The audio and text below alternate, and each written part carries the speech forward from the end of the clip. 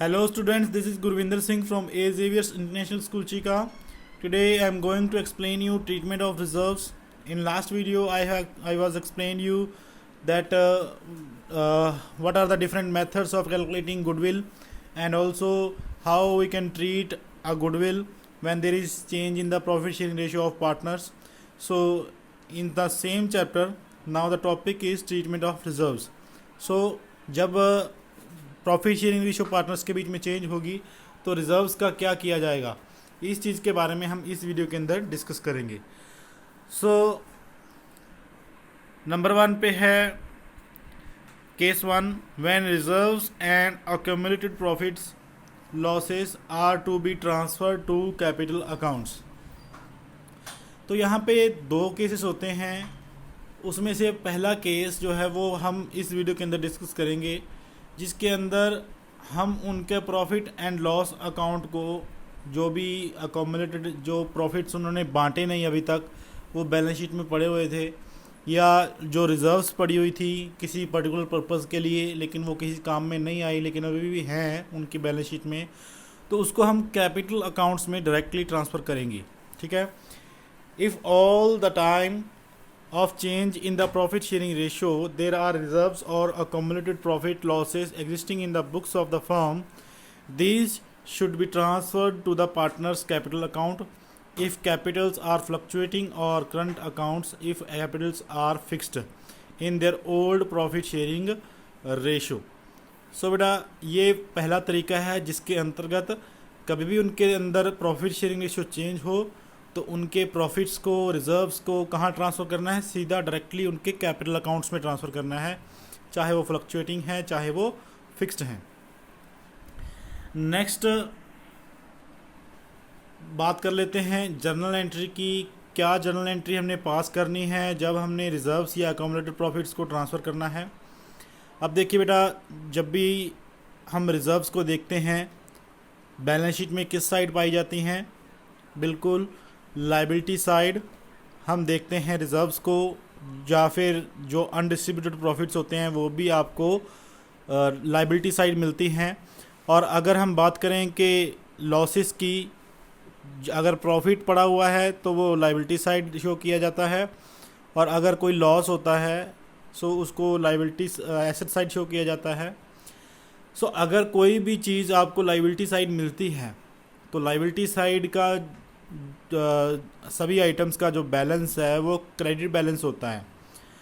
सो इस तरीके से अगर हमने किसी भी रिजर्व्स को कहीं पे ट्रांसफ़र करना है तो क्रेडिट वाली एंट्री को अब डेबिट करना पड़ता है हमें.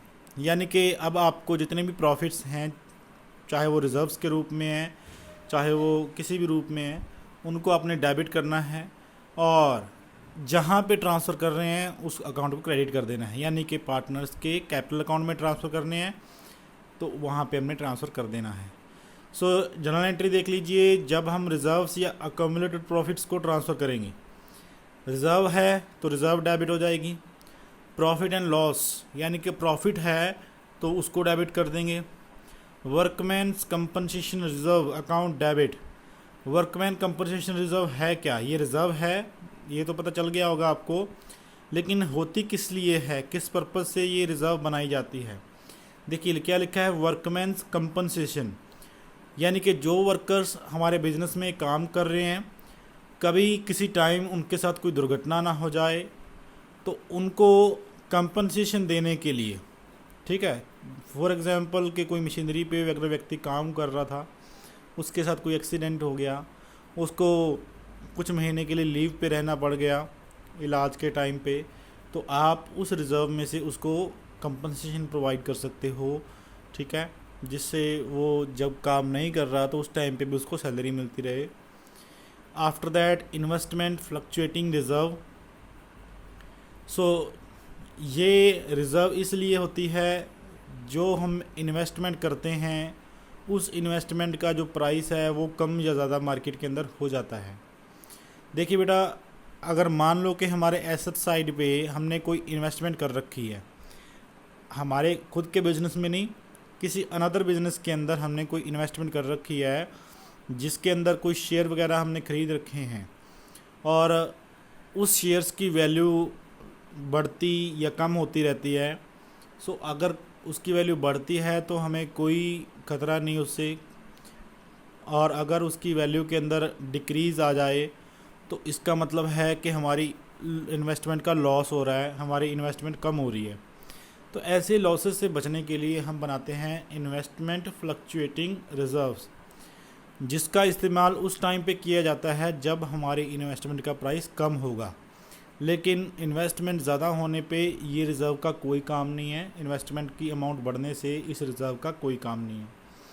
तो ऐसे में अगर ऐसी रिज़र्व्स पड़ी हुई हैं, इनका भी हम ट्रीटमेंट आगे चल के डिफरेंट टाइप से देखेंगे, लेकिन अगर ऐसी रिज़र्व्स पड़ी हुई हैं तो उसको हमने डिस्ट्रीब्यूट कर देना है पार्टनर्स के बीच में। सो इस तरीके से इस सारी रिज़र्व्स को डेबिट कर देंगे और टू ओल्ड पार्टनर्स कैपिटल या करंट अकाउंट को क्रेडिट कर देंगे। ओल्ड पार्टनर्स जो भी हैं उनके अकाउंट्स के अंदर, कैपिटल अकाउंट्स के अंदर या करंट अकाउंट्स के अंदर हमने इन टोटल अमाउंट को ओल्ड रेशो में डिस्ट्रीब्यूट कर देना है। तो इसको क्वेश्चन के ज़रिए हम ज़रूर समझ लेंगे। आगे है for transfer of accumulated losses. अब ज़रूरी नहीं है कि बैलेंस शीट में हमें सिर्फ प्रॉफिट्स ही पड़े हुए मिलेंगे, अब वहाँ पे कुछ लॉसेस भी हो सकती हैं, जैसे कि एसेट साइड पे आपको मिलने वाला प्रॉफिट एंड लॉस का बैलेंस। अगर आपको लायबिलिटी साइड मिलता है तो वो प्रॉफिट होगा, अगर वो एसेट साइड मिलता है तो वो लॉस होगा, ठीक है, क्योंकि उसका डेबिट बैलेंस है। सो अगर लॉस को ट्रांसफ़र करना है तो क्या करना है, अभी पार्टनर्स के अकाउंट्स अब डेबिट हो जाएंगे। क्यों? क्योंकि लॉसेस को अब हमने क्रेडिट करना है, क्योंकि लॉसेस का बैलेंस क्या होता है, डेबिट होता है, तो उनको क्रेडिट करके ही ट्रांसफ़र किया जा सकता है। तो लॉसेस हमारी क्रेडिट हो जाएंगी और पार्टनर्स के जो अकाउंट हैं, कैपिटल अकाउंट या करंट अकाउंट, वो हो जाएंगे डेबिट।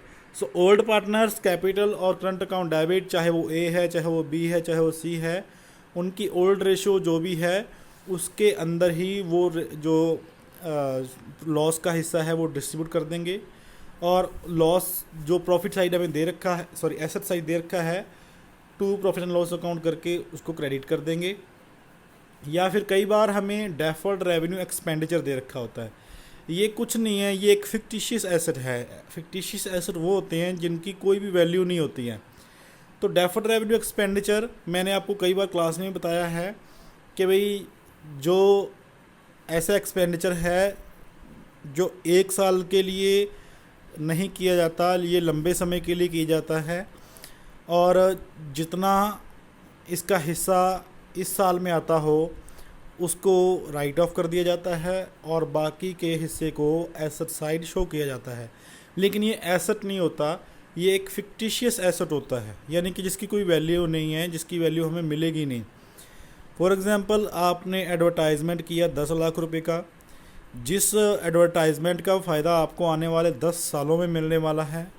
सो इस तरीके से आप उस एडवर्टाइजमेंट के खर्चे को एक ही साल में राइट ऑफ नहीं कर सकते। 10 लाख को आप उसको 10 सालों में थोड़ा थोड़ा करके राइट ऑफ करोगे, क्योंकि हर साल के अंदर आपको कुछ फ़ायदा मिलेगा। तो जो 1 लाख रुपया राइट ऑफ इस साल के अंदर कर दिया, उसके बाद भी 9 लाख रुपया बच जाएगा बैलेंस। तो जो बैलेंस अभी शो होगा अगले सालों में जाएगा, तो उसको तो आपको एसेट साइड शो करना ही पड़ेगा। क्यों? क्योंकि जो भी बैलेंसेस होते हैं वो बैलेंस शीट में सारे के सारे हमें शो करने पड़ते हैं। सो एसेट साइड हमारा ये एक्सपेंडिचर शो हो रहा है, लेकिन ये फिक्टिशियस एसेट हैं, तो इसको आप पार्टनर्स को डिवाइड भी कर सकते हो, ये एक लॉस भी कह सकते हो एक पार्टनर्स के लिए एक, ठीक है। तो इसको भी आप क्रेडिट कर दोगे, ये भी एक लॉस होता है। नेक्स्ट इसकी एक इलिस्ट्रेशन देख लेते हैं बेटा, समझ में आ जाएगा कि किस तरीके से हमने प्रॉफिट्स या लॉसेस या रिजर्व्स को किस तरीके से डिस्ट्रीब्यूट करना है पार्टनर्स के बीच में। तो बेटा यहाँ पे 3 पार्टनर्स दे रखे हैं, X Y and Z are partners sharing profit in the ratio of 4:3:2। From April 1, 2017, they decided to share the profits equally. On that date, their books showed the following items. तो उनकी जो books हैं वो ये balances show कर रही हैं। उनकी प्रोफिट रेशियो 4:3:2 है। सो नंबर 1 पे है प्रॉफिट एंड लॉस अकाउंट। उसके आगे लिख रखा है CR यानी कि क्रेडिट। तो प्रॉफिट एंड लॉस का क्रेडिट होने का मतलब है कि वो प्रॉफिट है, और प्रॉफिट एंड लॉस के डेबिट होने का मतलब है कि वो लॉस है। आगे आता है जनरल रिजर्व।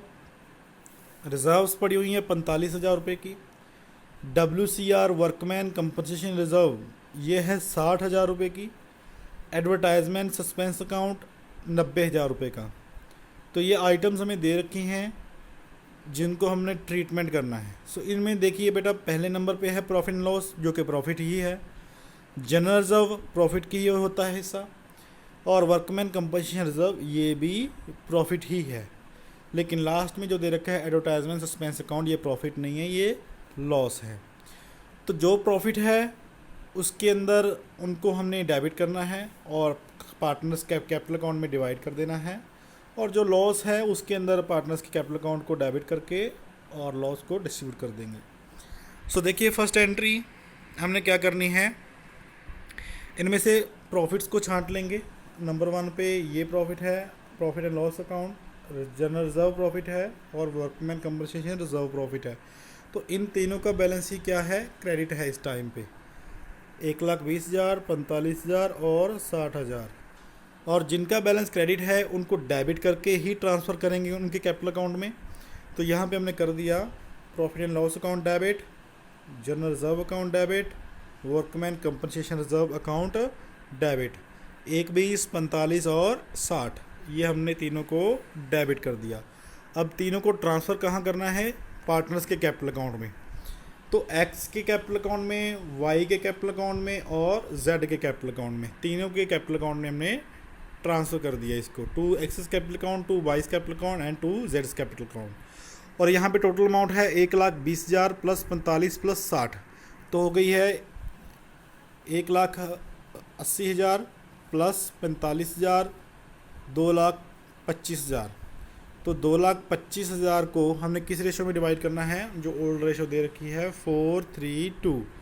तो हमारे पास यहाँ पे 1,75,000 और 1,75,000 और 50,000, ये तीन अमाउंट्स आ जाएंगी जो एक्स, वाई और जेड के उनकी ओल्ड रेशो के मुताबिक बांट दी जाएंगी। उसके बाद हमारा एक लास्ट रह गया था advertisement suspense account. Advertisement suspense account जिसका बैलेंस क्या था, डेबिट था। अब इस आइटम को क्रेडिट करके ही पार्टनर्स के कैपिटल अकाउंट में ट्रांसफ़र किया जा सकता है। तो इसको अभी हमने क्या कर देना, यहाँ पे सेकेंड एंट्री के अंदर credit to advertisement suspense account, amount आ जाएगी 90,000। सो अब ट्रांसफ़र करने के लिए हमें पार्टनर्स के कैपिटल अकाउंट को डेबिट करना होगा। तो X capital account, Y capital account, Z capital account. तो 90,000 रुपये को उनकी 4:3:2 रेशो में डिवाइड कर देंगे। 4 + 3 7, 7 + 2 9। सो 4/9 ये हिस्सा बनेगा एक्स का, ठीक है। तो यहाँ पे हमारा 40,000 रुपया बन जाएगा एक्स का, 30 वाई का और 20 जेड का। 4:3:2 उसी रेशो में बन जाएगा 90,000। तो इस तरीके से हमने लॉस को भी डिस्ट्रीब्यूट कर देना है। नेक्स्ट वीडियो के अंदर हम आपको बताएंगे वर्कमैन कंपनसेशन रिजर्व, जो यहाँ पे हमने डिस्कस की है, इन्वेस्टमेंट फ्लक्चुएटिंग रिजर्व। इनको डिफरेंट केसेस के अंदर किस तरीके से ट्रीटमेंट करना है। अगर हमें इनके डिफरेंट केसेस क्वेश्चन में दे रखे हों कि भाई इस तरीके से इसको ट्रीट करना है या ये सिचुएशन है, तो उस सिचुएशंस के अकॉर्डिंग या उन तरीक़ों के मुताबिक हमने किस तरीके से IFR यानी कि इन्वेस्टमेंट फ्लक्चुएटिंग रिज़र्व और WCR यानी कि वर्कमैन कंपनसेशन रिज़र्व को ट्रीटमेंट करना देखेंगे।